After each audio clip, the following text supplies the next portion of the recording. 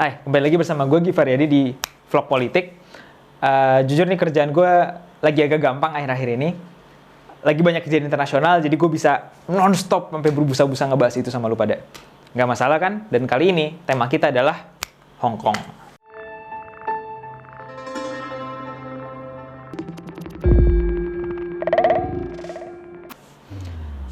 Berita Hong Kong udah lama. Jujur aja udah lama. Maksudnya udah bergejolak dari sejak kapan? Agak diberi jeda gara-gara COVID, terus kemudian sekarang bergejolak lagi setelah Cina melakukan segala intrik-intrik dan manuvernya. Cuman yang agak menarik di Hong Kong adalah salah satu respon warga Hong Kong terhadap upaya Cina untuk mencengkram Hong Kong adalah dengan mencintai produk-produk sendiri dan memboikot toko dan produk yang dimiliki Cina.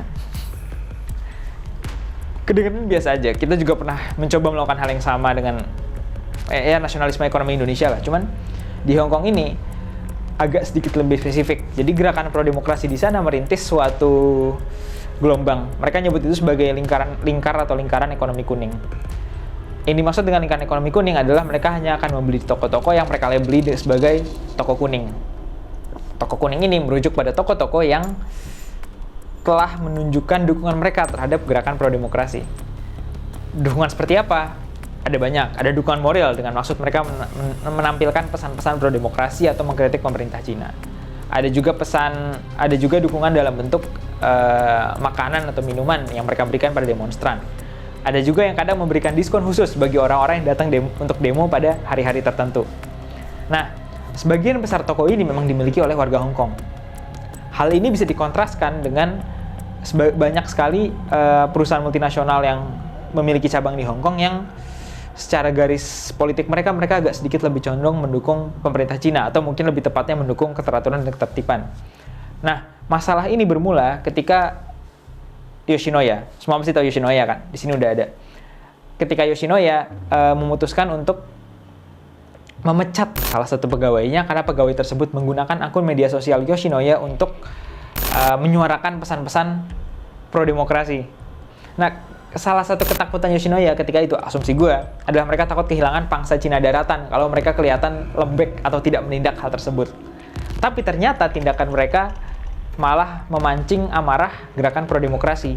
Jadi yang terjadi adalah gerakan pro-demokrasi ini ngeboikot Yoshinoya. Dan nggak cuma Yoshinoya, semua perusahaan multinasional atau perusahaan yang berasal dari Republik Rakyat Cina Daratan ini ya, yang menunjukkan bahwa mereka nggak mendukung demonstrasi di Hong Kong, diboikot. Yang kena siapa aja? Yoshinoya, Pocari Sweat, Pizza Hut, dan lucunya Starbucks.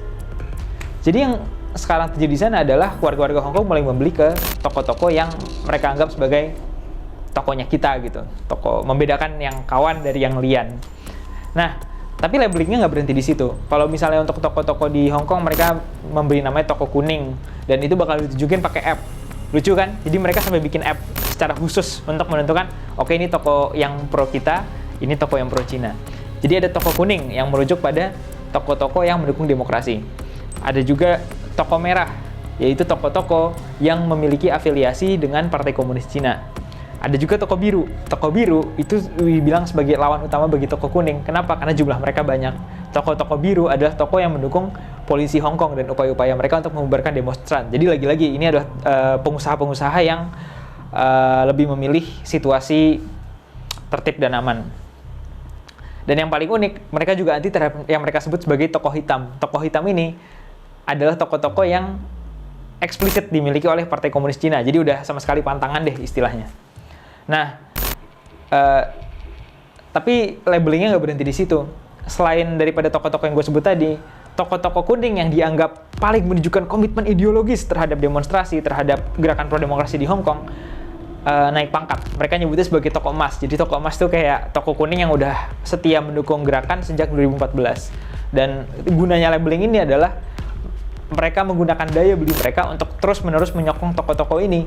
Dan bahkan dalam situasi COVID, itu mendukung toko-toko ini tetap selamat, tetap bertahan.